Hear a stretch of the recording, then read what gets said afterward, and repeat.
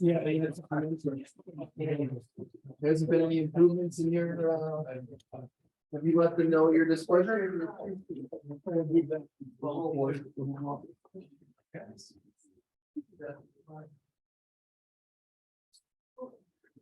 Hello, hello.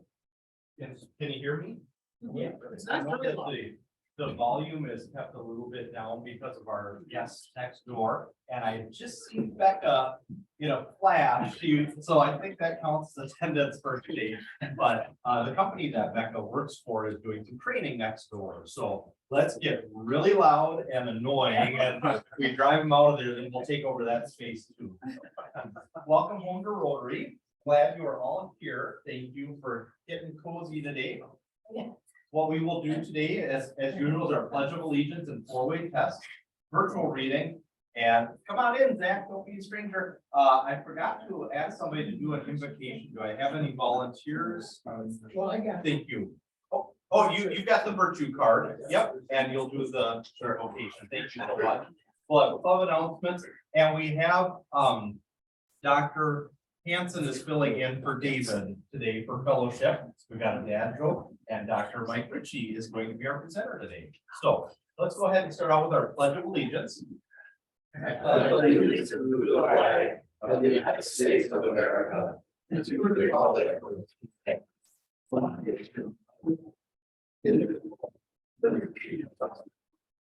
And our four-way test, if you look at our president-elect here, so she can model it and act it out for us. Sorry, Laura. Is this a true? Is it? Will be beneficial to all concerned. Now, for our folks joining us on Zoom, I apologize. I'm not going to walk around with the camera today like I usually do for when we do fellowship and announcements, because we are in a little bit tighter space. But I think you'll still be able to pick up on most of what happens. So anyways, let's dive into announcements. Now, I've got a couple of really, oh, I'm sorry. Yeah, gee whiz. So let's start out with the invocation. Dear God, thank you for this opportunity of service in the community and in the world. Help us to remember that we're an international organization and we have partners throughout the entire world, some 220 countries. Help us be ever mindful of those that have less than us and share our blessings with those that have less. Amen. On virtues, truthfulness. Truth is the bedrock of integrity on which we build all other virtues. It is an ongoing commitment to live by what we have real, authentic, and true for us. We make realistic decisions. We do not lie, cheat, or deceive. We tell the truth kindly. Our words and actions are truthful. Our promises to our bond. We do not allow others to have undue influence on our perception. We investigate the truth with our own eyes. Truth tells us what we are not here to live, another dream to be all things to all people. We live in our own true virtues. Very good. Thank you. Thank you all so much. Maybe see that. And for announcements, I hope I'm not taking Brandon fellowship item, but I just want to highlight Brandon who's recently completed a special course. And Brandon, would you mind sharing with us a little bit about your course that you completed for law enforcement? Sure. Right. Hello, everybody. Hopefully you guys didn't miss me too much. So the class that I completed was through Northwestern University staff and class for law enforcement. 10-week course, pretty challenging, but Congratulations. Yes. Yeah. And I think what's really cool is, even though Brandon was at school during this time, he usually sign on, you'd see his name on the Zoom call. So thank you for continuing to be engaged during that time. We appreciate it. So we have some other amazing things to share because you're a pretty amazing group. Nicholas is here today, and Nicholas has some amazing news. Nicholas has become a United States citizen. Was it yesterday?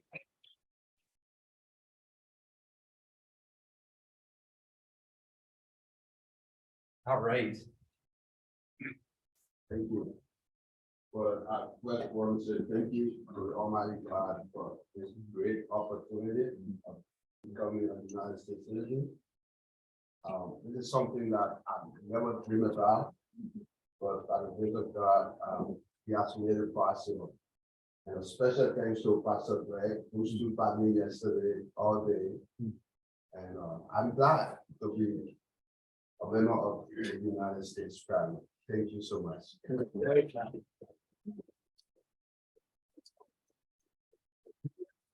We're proud of you. So glad you are a U.S. citizen, welcome, and a member of our Rotary Club and a member of the Faribault community. And now that you're a citizen, instead of saying America, you can say America. All right, so let's see here. I've got another fun announcement to share.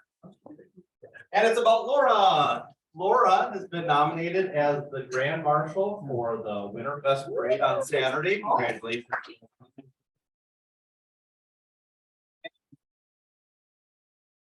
If you read the article about that, her list of involvements and accomplishments is like a mile long. So thank you so much for modeling what Rotary is all about and being such an amazing asset to the Faribault community. We appreciate it.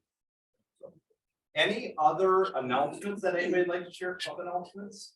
We have to do a gambling update. Okay, would you like to do that now? May as And then well. We'll get into fellowship and then the dad joke. And I want to share with you that I had 2 dad jokes provided to me today that I cannot wait to share with all of you. So, yeah, very excited about that. Right, we're gonna go chat. All right, not a whole lot to discuss here. We'll make it very quick. Gambling, charitable gambling, the month of October was a little slower. Surprisingly, Brenda mentioned you see a little bit of slowdown, but having said that, we hit a record high on our ETABS margin at 20.2%. So that brought some profits home for the month. Paper tabs have really slowed down. We had 60,000 in sales. We have been averaging around 85,000. So I'm not sure if it's just all going to ETABS or what's going on here. But the data that I found was very interesting year over year was that in October 2021 was our first month. So last October now was our full 12-month anniversary. Compared to October 2021, our first year, we had $116,000 in sales that month. This year, we had $182,000 in sales. So year over year, or month over month, that's a 57% increase. So I think that speaks volumes to the expansion of the operation, the work the team has done, expanding the games, adding bingo, driving good words, bringing people out to Boxers to participate in charitable gambling and line their pockets. So all in all, we had about $10,000 in profit this month. In October 2021, we had 7,000. So you can kind of see what's happening there. With that, we have our monthly expenses we'll go through here real quick, and then we've got a charitable gift to approve here. So $250 for CG Made Easy. Again, this is fixed every month. Inventory, we've had softer sales, so we're only requesting $6,000 in paper tabs. Charitable gambling team compensation, $2,600, fixed every month. Bingo team compensation, $2,500. Revenue share with them Peters, $10,000. City of Faribault, $1,200. Revenue share with Boxers, $8,000, and miscellaneous cost $2,000. Brenda's thinking we might have some special meat raffles, maybe some special gaming activities during the holiday season here, so that's going allocated for it. So can we get a motion to approve the expenses for December? Okay, Rod, can we get a second? Second. Is that Mr. Houston? Yeah. Okay, and all those in favor say aye. Aye. Wonderful, opposed. And exciting news, we have a donation request here for $800 from Pastor Greg Chesluck for the Nest, which is the Eagle, the high school's program for clothes. What, I guess you would call it, what was that? Toiletries. Toiletries, that was the word I was looking for. What's escaping me? I said toothpaste was in mind. So look for $800 in. I believe Greg's church is matching that or has already made the donation. Is that correct? That is correct. So could we get a first to approve that $800 for membership? So moved. Kurt, we have a quick second. Yep. Oh. Okay. All those in favor say aye. Okay, wonderful. Thanks to you, Kurt. Thank you.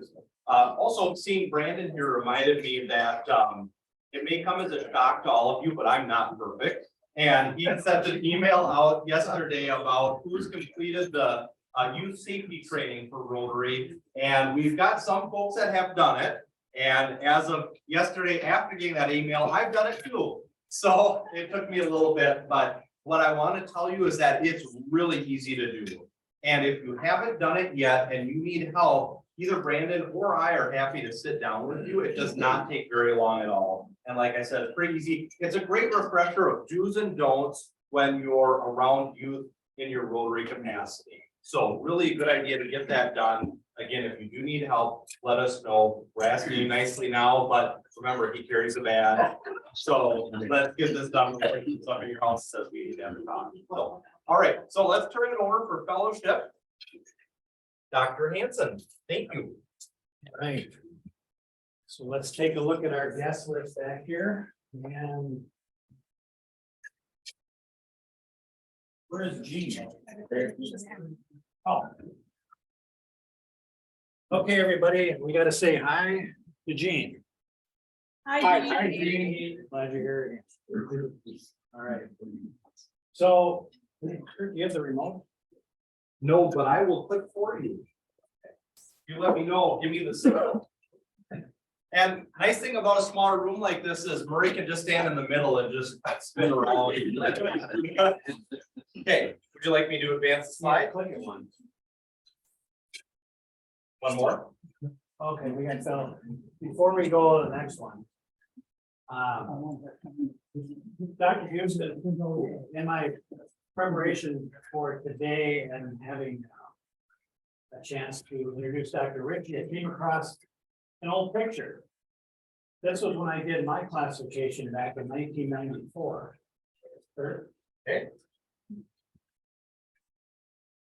Now, as you notice, wow, there was a little darker back then. But in the background was my one slide, with my parents on their wedding day. Because all the rest of my slides and rock numbers were back on the counter at home and I put on them all. So the club got to see this the entire time. But what drew me to this picture was, even back in '94, my ties were better than Dick's.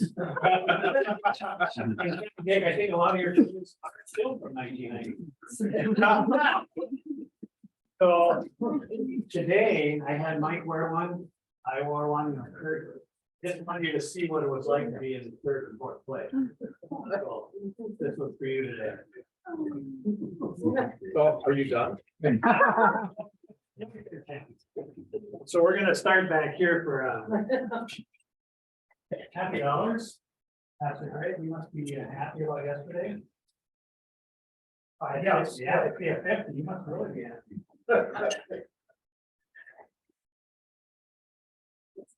It's highly unusual for me to carry the cash with me. So it's good of you to know. Yeah, it was a joy to be with Nicholas yesterday for a swearing in ceremony. 1,000 foreign nationals were sworn in St. Paul.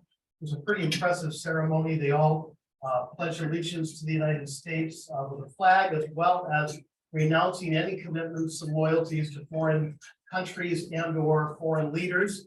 Pretty impressive ceremony, and we quite a harrowing experience driving up there in the snow. And anyway, it's great to know Nicholas, and he's a real joy to know and to be a part of this club with them. It's a joy too. Rebecca and I just had a wonderful Thanksgiving. We went to a place called Galena, Illinois for a week and had a great time. I'll put in my couple bucks, in part because it's all about Richie Iconic today. Eric? I don't have much to say other than congratulations, Nicholas. Brenda? Yes, I got some money. But I had an announcement too. Okay. They get to say, so I need help with bingo. I have some dates highlighted that I need help with. And the first, I forgot to highlight, so tomorrow night, I could use one more person. Sadie's sick, so I'm gonna work, then if someone else could.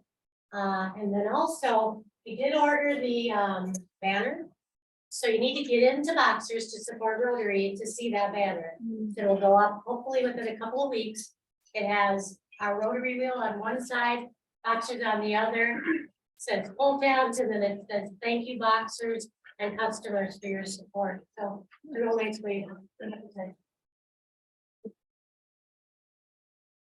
After Martin, there's gotta be something to be said about last weekend.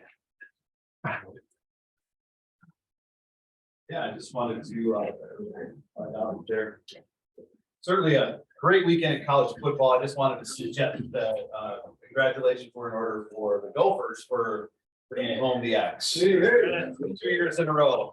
Something else happened for the second year in a row too, but. Little Wolverine victory? A little one. Congratulations, Nicholas. Very, very proud of that. You are now not just a brother, but you're now a brother. Wonderful. You happy now? Skip that part. I want to congratulate Nicholas. That is very honorable. And Laura, congratulations. Well deserved. Thanks, Brenda. Pretty cool. Rod? You got something else? Okay, Myron? I got stuff.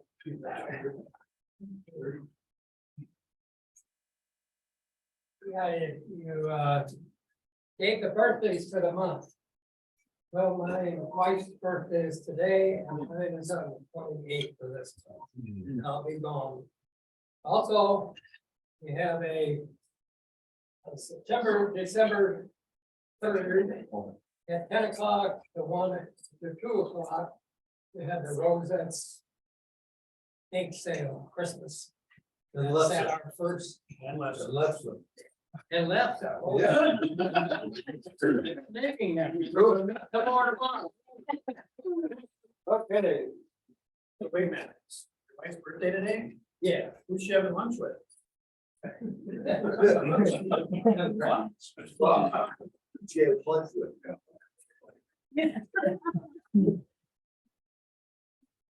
Dale?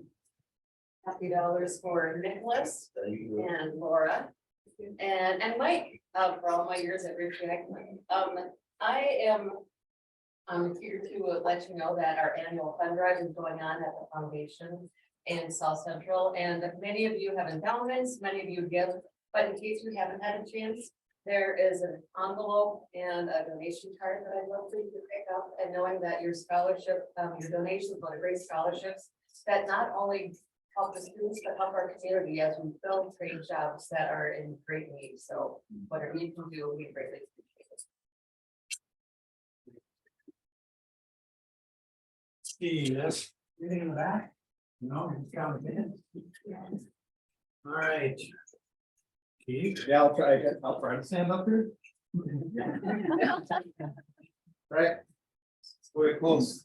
My dollars are for Dr. Ritchie, because Dr. Ritchie just has a high business acumen.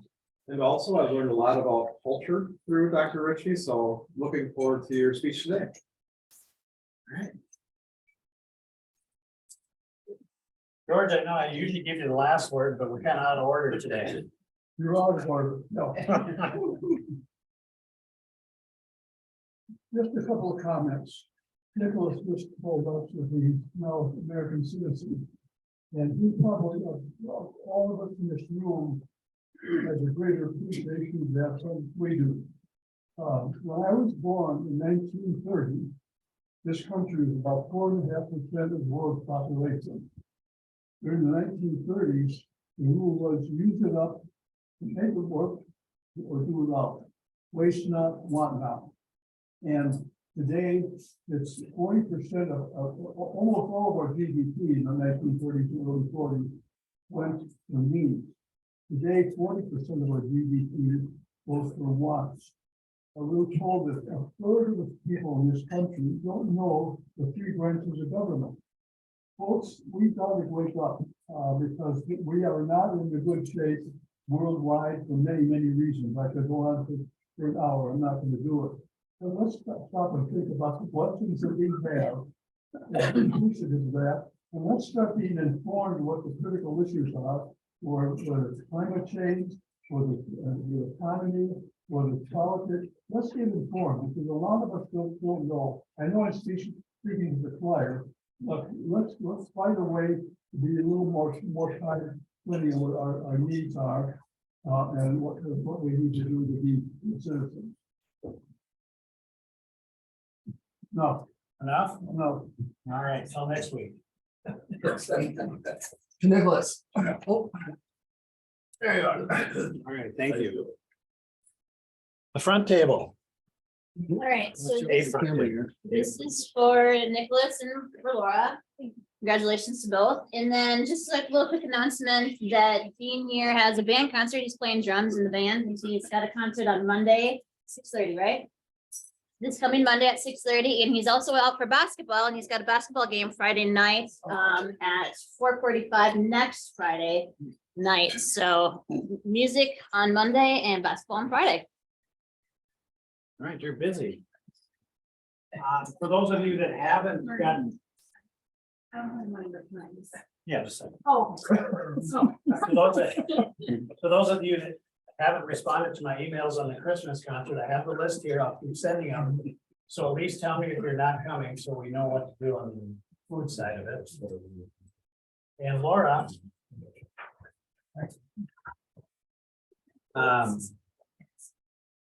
Last week, Steve did a great job putting new tires on my Jeep, Oh, good. my Harry Brown Jeep. So, Came in handy just in time. Good. Thanks, Kate, just flow to be alone. She'd be a really great financial advisor when she can about money to people in need, so thank you.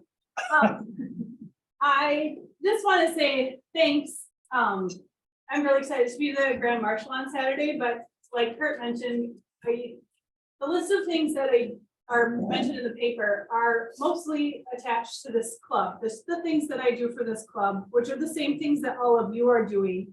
And so I just want to thank Rotary. It seems kind of silly that maybe you all want to be on the float with me because we all do the same stuff, and I appreciate doing all of those things with all of you. So thanks.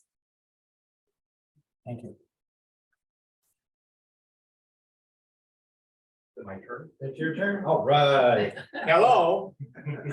Oh. Is there anyone else? Anyone?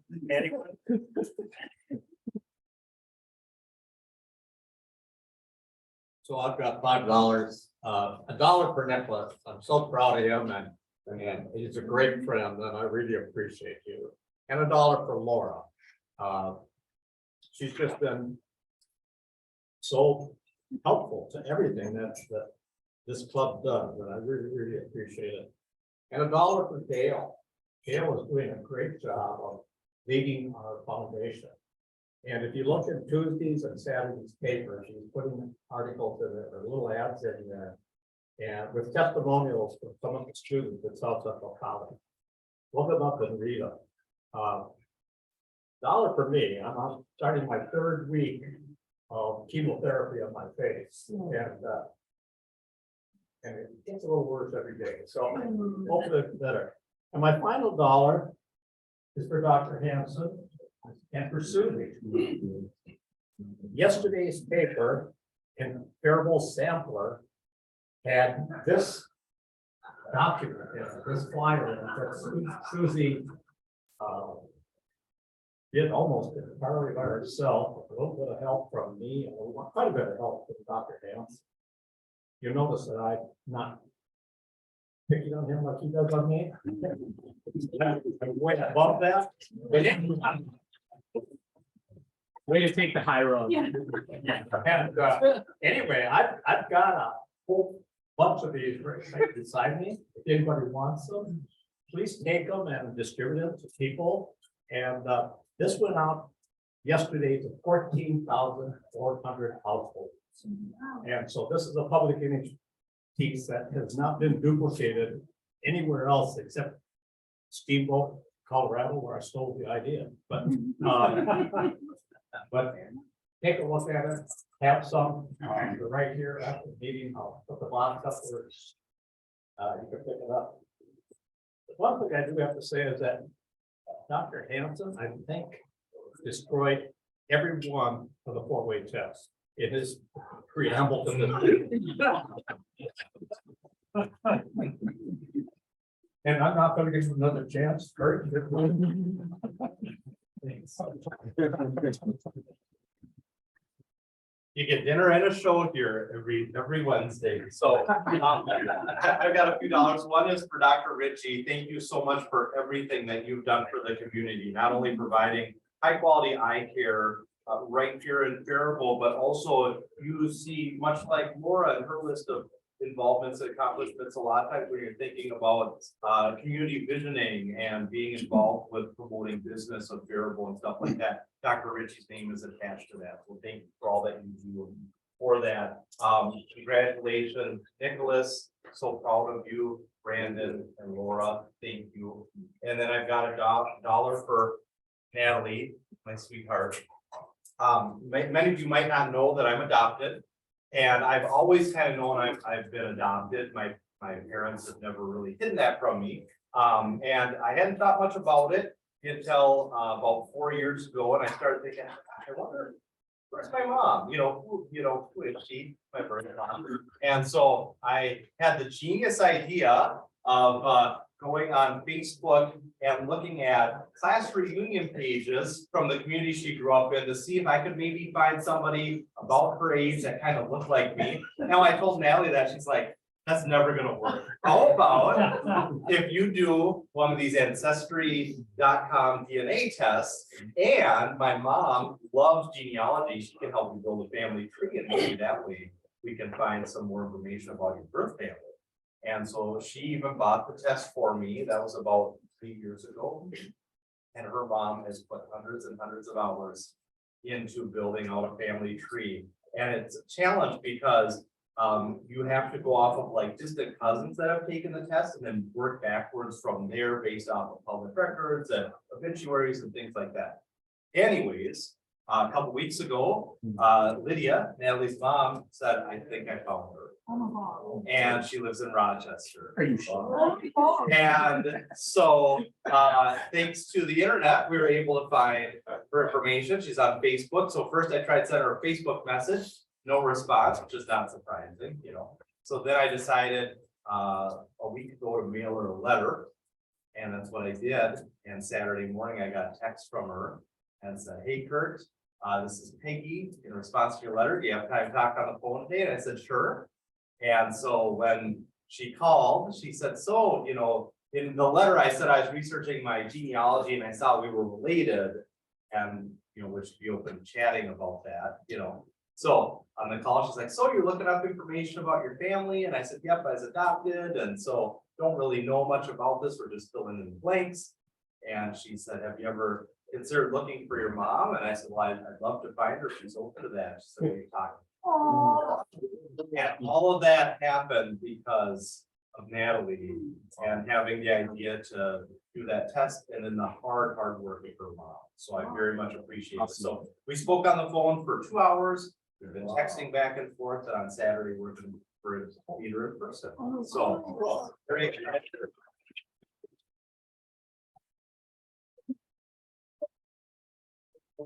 Sometime in the future.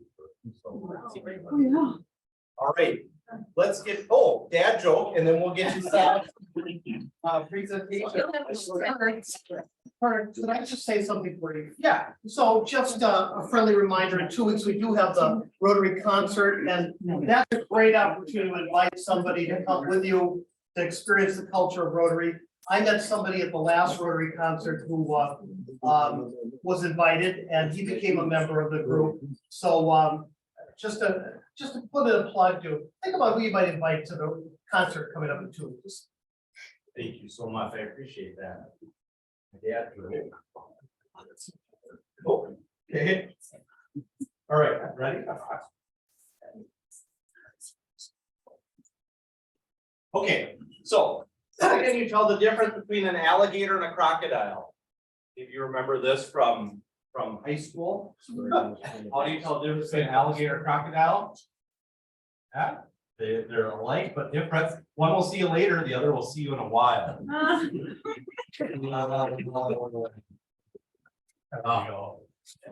Oh, thank you. And then there was one more. See you later, alligator. In a while, Crocker. All right, there you go. Jeez, you forget I still get the microphone. Oh. You wouldn't dare. Oh, yeah. In the interest of the program, we'll get moving forward. Not I mean, you wouldn't dare. So if you want to go back to that. So I asked Mike last week if he would be our program today. As you know, with our club, I'm the keeper of the history files, but at the clinic, I'm also the keeper of the history files. So with refractive surgery, this is something Mike has been doing since the mid-90s. Back then it was radio K. And he's going to talk to you a bit about coming from then to where we are now with LASIK. But Mike, a long time ago, graduated from St. John. A long time ago from the U of M Medical School. And a long time ago from he had a residency in Milwaukee. In 1996, I joined him at the Faribault Clinic when it became part of the line. And then in 2003, the Ritchie Eye Clinic was formed. And Dr. Gustafson joined us. And that was 3 doctors back in 2003. Since then, now we've grown to 9 doctors in this last year. And we're out in the Crossroads building since 2006. Mike is going to talk to us today about LASIK, which we added to our campus last year as part of our surgery center and what we offer to the communities around us.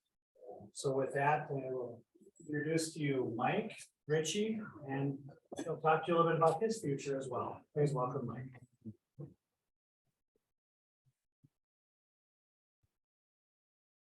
Like to advance the slide and just use the forward arrow, otherwise I'm happy to be up here and advance it for you as needed. Okay. Thank you. First of all, thank you, Barry. And thank you everyone for inviting me to talk to you today, and I appreciate it. Congratulations, Nicholas, Laura, everybody. This is a great meeting. You guys have a lot of fun. And I'll try to fly through some of this so we don't keep you too late. As Murray talked about, we've added a LASIK center here in town as of last May, so a year and a half ago. In reality, I've been doing LASIK for much longer than that.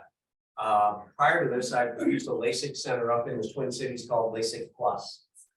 In fact, I was partnered with another young doctor named David Whiting when we started the LASIK Plus Center. And he and I were partners for years. Then he left LASIK Plus and went on to have a storied career of his own. And I stayed, I was approached a number of times to abandon the Faribault practice and work LASIK full-time. And I said, I can't do that. I said, this is my community, this is where I live, and this is what I like to do. So I've always had a mix of the practice here in Faribault and LASIK up until recently up in the Twin Cities. In some respects, thanks to the pandemic, we have a LASIK center here now. When the pandemic hit, LASIK Plus shut down their laser centers, and they never reopened the Edina Center, which is the one I worked on. And they said, well, can you come up to Maple Grove? I said, I could, but I won't. But it's a 2-hour drive in traffic, so. You said, yeah, that was. Okay, so we'll talk about LASIK. And one of the things that's unique to LASIK is you're coming in because you've already decided you'd like to have LASIK. That's a new twist for those of us in healthcare. Most people come in because something's wrong, not because, hey, I'd like to fix something. So our job when you come in is to look for a medical reason that you should not proceed. Now, the good news is there aren't many. There are some. We call those absolute contraindications, meaning if you have this, don't have LASIK under any circumstances. Relative contraindications are things where we can say, all right, you've got this is a potential problem. But if we say where you are and we look at these circumstances, here it would make sense, here it wouldn't. The third thing we look at is what are your expectations? And you'd be stunned at the number of people who come in and say, can LASIK give me my reading vision? And the answer is sure, at the cost of your distance vision. Oh, I didn't know that. So we want to make sure expectations are in line with what we can do. Then the exam findings. And I was going to take that out. I thought I needed it. So what are absolute contraindications? There are not many. Keratoconus. Keratoconus in either eye. What is keratoconus? It sounds awful. I have it. It is a thin cornea that won't hold its shape. The normal cornea is 0.5 millimeter thick. So that's 500 microns. Actually, the average is 550. Mine is 408. So I'm a full 20 to 25% thinner than normal. And what's most important, my cornea is not structurally sound. It sort of bulges. Now it's mild. My brother had a case of keratoconus much worse than me, but we have it, siblings, and that comes up down the road here. So if you have keratoconus in either eye, don't have LASIK. When we do LASIK, we're mucking around in your cornea. If your cornea is not normal, don't muck around it. History of herpes simplex or herpes zoster. And everybody cringes when you say simplex, but this is simply the cold sore virus. You would be stunned at how common herpes in the eye really is. And the beauty of herpes, or the curse of herpes, is that it never goes away. We can make it go dormant. We hope it stays dormant, but it never goes away. Don't have LASIK. That can trigger it, and you just don't want to mess around with that. Herpes zoster is shingles. Again, very common in the eye. If you have it, don't have any unnecessary surgeries. Uncontrolled uveitis. That's a mouthful. Uveitis is a generic term for inflammation in the eye. Some people refer to it as arthritis in the eye. Arthritis is inflammation in your joints. It's your body reacting against itself. It happens in the eye. And people with uveitis have all sorts of ocular complications, or at least the potential for that. Again, don't mess around with it. The final absolute contraindication is if you're simply out of the range of what the laser can accomplish. Now, the list of relative contraindications is much, much longer. And these are things that we would look at and we'd find on exam, or we'd find in your history, and we'd have a conversation about it. So you can see this list. Controlled uveitis. That means you've had it and it's in remission, or you control it with medications. And we talk about how frequent you've had it, how frequently you've had it, that kind of thing. Do you have any other autoimmune disease? You know, sarcoidosis? Do you have rheumatoid arthritis? And there are certain ocular side effects to some of these diseases. Do you have dry eyes? Do you have a cataract? This is one of my favorite scenarios. I get somebody coming in at 65 and they say, I want to have LASIK. Well, my first question is, why? What's different now than when you were 55? And the answer I usually get is, I don't see as well. So, okay. LASIK can help you see as good as your glasses or contacts help you see, but not better than that. If your vision has changed, you probably are developing a cataract. And a cataract is a clouding of the lens inside the eye. We can get a LASIK-like result with cataract surgery. So let's skip LASIK and just have your cataract fixed.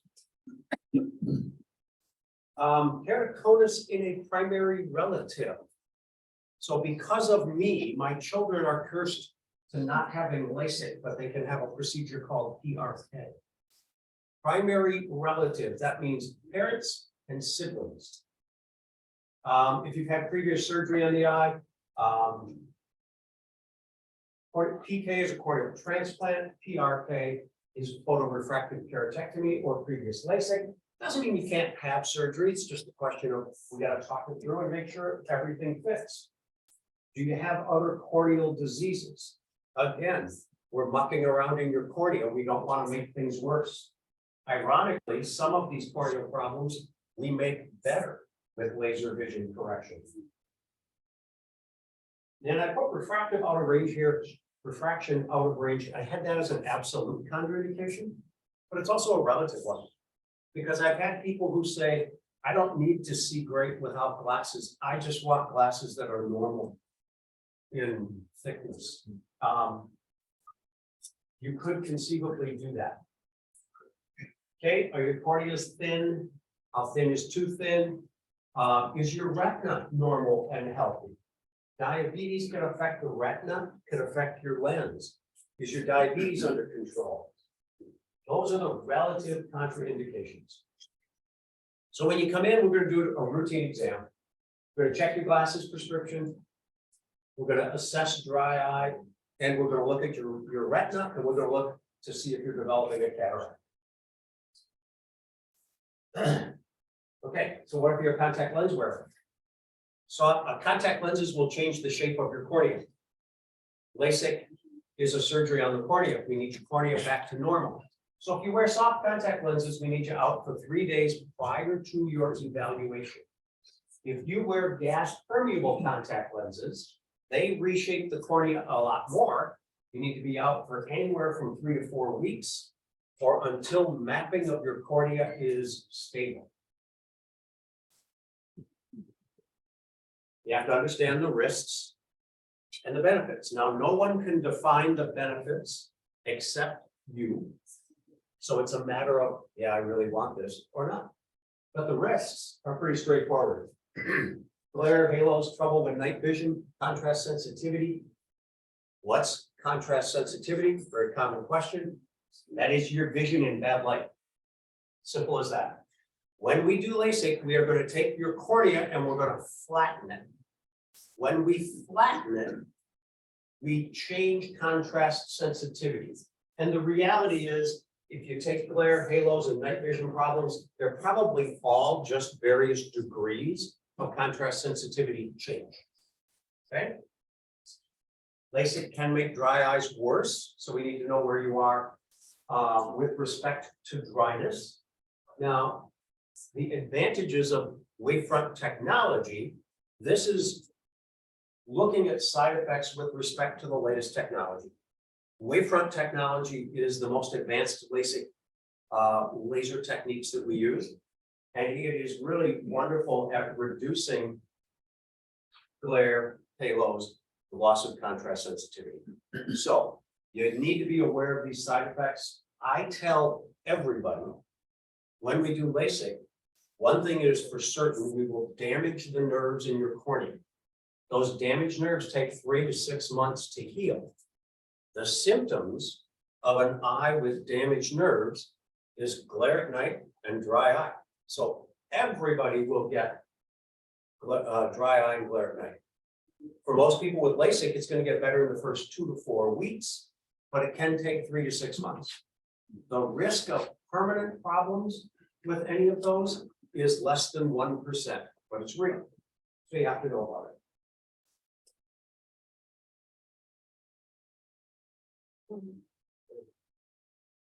There are some aging considerations. I kind of referenced one of them. Can you give me my reading vision? And the answer is yes and no. So when we're young, we can see good for distance. The eye has an internal focusing mechanism that allows us to see up close. Think of it as a muscle, like your bicep muscle, pulling it in. That's called accommodation. So just like our bicep muscles, we lose accommodation as we get older. And when we hit our 40s, we can no longer sustain the focus up close. That's why we need readers or bifocals. If you have good distance vision and you're 50, we can do LASIK, one eye, to give you near. What we're doing then is we're choosing to do what we call monovision, or in our clinic, we like to refer to it as blended vision. One eye for distance, one eye for near. Sounds odd, but it really does work. Some of you may be using it. That's an option, so you need to be aware of it. And the reverse is also true. If you're 50 and you're nearsighted and we do LASIK, you got both eyes for distance, you can't see your phone. You need to understand what you're getting into. And my cutoff for LASIK is really about 60 years old, because what I have found is by that point, if you're thinking about LASIK, you're probably having more trouble with cataract development. Otherwise, you really wouldn't be looking for LASIK. That doesn't mean you can't have LASIK. In fact, we've had people come in who had their cataracts removed years ago and now want LASIK so they can see without glasses. Great, as long as the eye's healthy, that works. As long as you understand what we can do and what we can't do. All right, so what is LASIK? LASIK is a procedure where we use the laser to reshape your cornea. We're going to use one laser to make a thin flap of the outer cornea. We fold that flap away so that we can laser the eye to reshape it, achieve the correction we want, put the flap back down. The flap is a fancy Band-Aid. It's a biological Band-Aid that speeds up the healing to the point where you wake up the next day and your first reaction is, wow. All right? But the flap is sort of extra. We don't need it. PRK is a procedure called photorefractive keratectomy. Think of it as LASIK without a flap. So instead of using a laser to make the flap, we don't. We do the treatment right on the surface. It takes longer to heal. Typically, we do one eye at a time because it does take so much longer to heal. And then the next question is, well, why would you do this? What if your cornea is marginally thin? PRK has the same visual result as LASIK, it just takes longer to get there. And for some people, it's safer. It may fix some of those corneal dystrophies that we touched on briefly. So there are some reasons why you would do PRK instead of LASIK. For the purposes of this talk, think of them as interchangeable. Oh, and my children will have to have PRK because they can't have LASIK because of me. But if their corneal mapping is healthy, they can have laser vision correction as long as we don't make a flap. Now, technology does matter. I am proud to say that we are Southern Minnesota's only Alcon Wavelight LASIK suite, featuring Contura wavefront technology, using the Four Cities software to program it. That is a mouthful. In reality, what that means is this is the best system on the market. This is the process that will get 1/3 of patients seeing better than 20/20. Now, all of our treatments, whether they're Contura or not, are wavefront technology. And that's the other advantage that I like about this system. Having done LASIK with LASIK Plus for 20 years prior to opening our own center, I kind of had my pick of technology. And this was far and away my favorite. It allows the best vision, it minimizes the side effects, and it minimizes the likelihood of needing a second treatment. Those are really the features you want to look for in technology. So this little device right here is our corneal mapping machine. That shiny bald head is Nort Johnson from the chamber. Nort was kind enough to grant us permission to video his entire treatment and use it at will. So you'll see some pictures of Nort through this. But that machine is the technology that is attached to the laser, takes the map, and think of the map like a topographic mountain map. Give me a printout that has different colors for different elevations, and it's phenomenal technology. I also like to think that experience matters. So, like Murray stated, I've been doing this a long time. I started with radial keratotomy in 1992, In 1996, I did my first LASIK procedure months after the FDA approved it. Since then, I've had the privilege to work alongside some some really phenomenal surgeons. As part of LASIK Plus, we had a network of between 35 to 50 of us nationwide.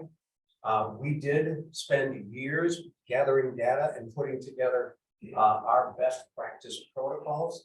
Those quickly became the standard of care for LASIK in the country, and they're still in effect today.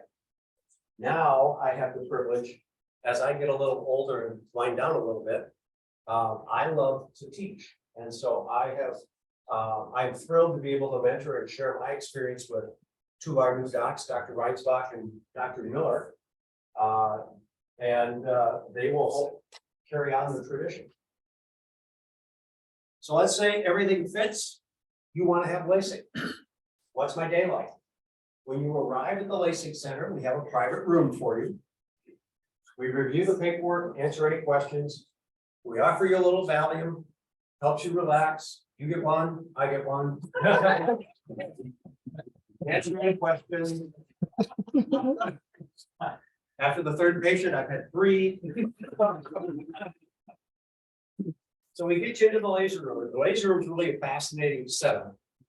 And we get you on the laser table. There's 2 lasers.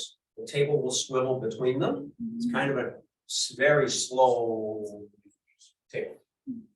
We start first by making flaps. We have a laser called a femtosecond laser that makes the flap. There's a small pressure ring that's going to hold the eye still, keep you from blinking. It will make your vision go dark, so you can't watch what we're doing. But the most important part of that laser or of that pressure ring is it's a coupling device, so the laser gets lined up right. Once the laser is lined up, 10 seconds, perfectly quiet laser, makes the flap. Flap is done, pressure comes off. So here's the laser room. The laser to our right is what we call the femto laser. It's going to make the flap. The laser to the left is the excimer laser. That's the one that does the treatment. And you can see, by the way, it's all set up. They're tied together. You have to have a whole room to equip this. So we get you positioned. We'll make sure your head is comfortable and that you're in the right spot. Then we swing you under the laser to make the flap. This is Dr. Angela Schaefer. She has also given us permission to use her image. And this little gadget is that pressure device, but you can see that it looks like a funnel. It's a coupling device. When it goes on the eye, it will squeeze a little bit. And people will say it feels sort of like a blood pressure cup getting tight on your arm. Once we've made the flaps, you can blink, you can move, you can do whatever. You're not going to hurt the flaps. We'll swing you out from under that laser, put another numbing drop in, take a deep breath, then we're going to move you under the laser for the treatment. Once we get you under there, we got a little gadget to keep your lids open. We raise the flap. You look at a green target light. The laser has a loud buzzing sound. It's going to smell like burning hair. It's going to take anywhere from 5 to 15 seconds. Laser's done, flap back down, do the other eye, you're good to go. So here, we're lifting, you can see the little gadget, don't look at that. That's what keeps you from blinking. We lift the flap. This is, that's Dr. Miller. And we're doing the laser procedure. This little gadget right here is one of the great advances of LASIK. That is the tracking system. So that when we take the mapping of your eye, it sends all that information to the laser. The laser will track the features of your iris. If the eye rotates a little, the laser will rotate with it. If your eye moves a little, the laser will move with it. It's amazing. It's way quicker than I am. In the old days, we didn't have tracking, and if people moved, you had to come off the foot pedal. And we always thought it was kind of a contest that who was the quickest off the foot pedal, and none of us can keep up with the tracking device. And then we just slide the flap back down. Okay, So what's the rest of the day like for you? Vision will be blurry all day long. There is some discomfort with it. And I never tell people it's going to be mild discomfort because some people think it's horrible. It's really a matter of perspective and how you deal with discomfort. We have learned, however, that we send you home with some pain pills. So we give you some Tylenol with codeine. And my recommendation for people is you take 2 of them, 1 to 2, depending if you've had codeine in the past. Codeine can cause some stomach cramps, so make sure you have a little food in your stomach. But take a couple. The main thing it will do is it will allow you to sleep. The worst part of the pain is the first 4 to 6 hours. If you sleep for 4 hours, you're gonna feel pretty good. Be up and about. You can have your eyes open, you're not gonna hurt anything. It'll be blurry. Take a couple more so you get a good night's sleep and you wake up the next day and you're good to go.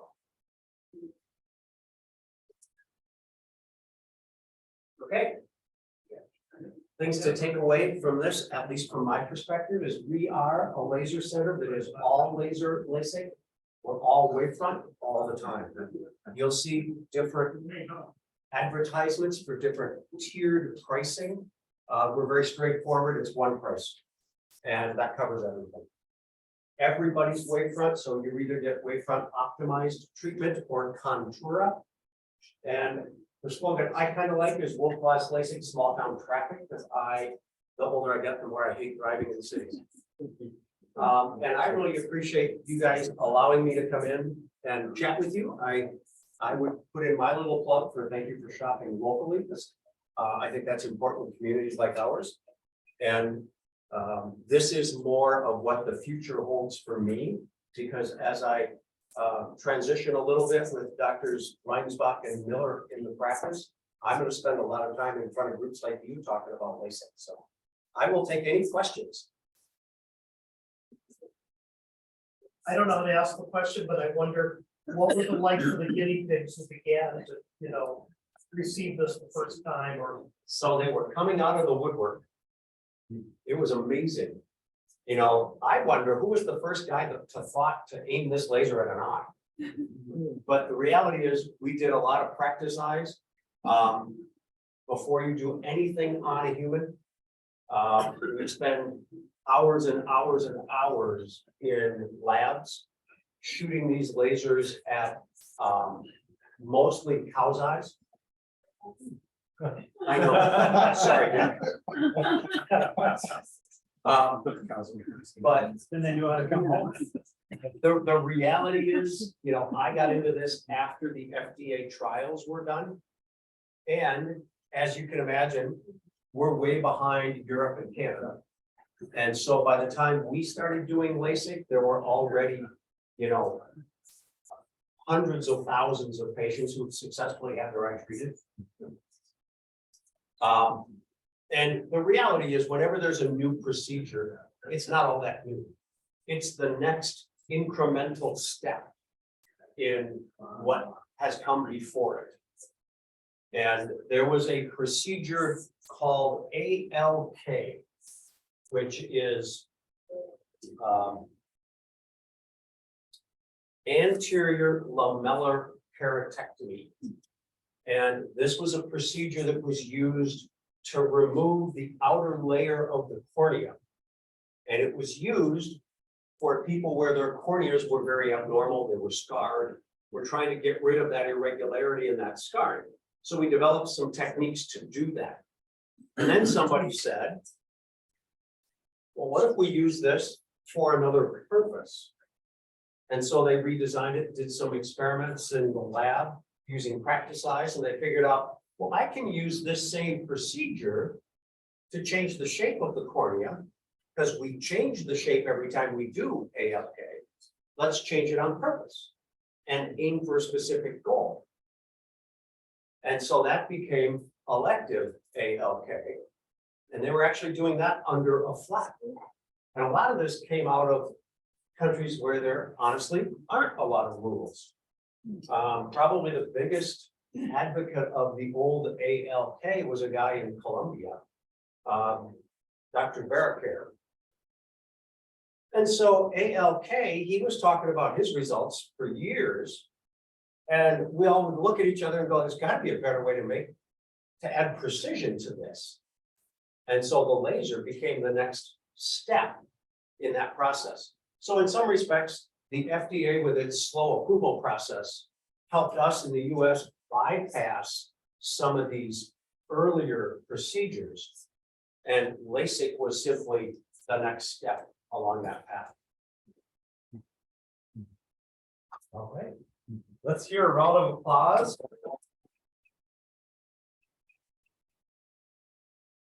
Now, what I think is really interesting, that last line of thank you for shopping locally. One time I had heard a statistic about every dollar spent stays in the community. It goes around like 20 times or something like that. So think about this. We have this right here in Faribault, world-class options for eye correction surgery right here in town. And every patient that clinic helps is money staying local in the community. So what a great benefit to our economy, which impacts our community so many different ways. Yes. I've had this done. Dr. Hansen and Dr. Ritchie helped me, and it's, if you are wearing glasses or have contacts, you owe it to yourself to have a conversation with these folks. It is fantastic. Is the low light vision a little not as optimized to your reference? Yep, but the night vision is really good, and I don't, I've had glasses, I had glasses since I was in 4th grade, and my prescription was awful. Murray and Mike can attest to it. I was on the border of whether this could even work, and it's incredible. Thank you for sharing that testimonial, Graham. We appreciate it. Thank you. And Murray, that'll be a buck next week. George. Just a quick comment. Dr. Ritchie did surgery on me, cataract surgery, I don't know, 15 years ago, quite a while anyway. But it was a very pleasant situation. We joked on the way to the operating room, then we had a good little time. You give him 2 bells? Things worked out pretty well, so thank you, Dr. Ritchie. Thank you for sharing that with us, George. We really appreciate it. Yeah. All right, everybody, that is our meeting for today. Go out there and be kind. Anybody wants any of these? Yeah.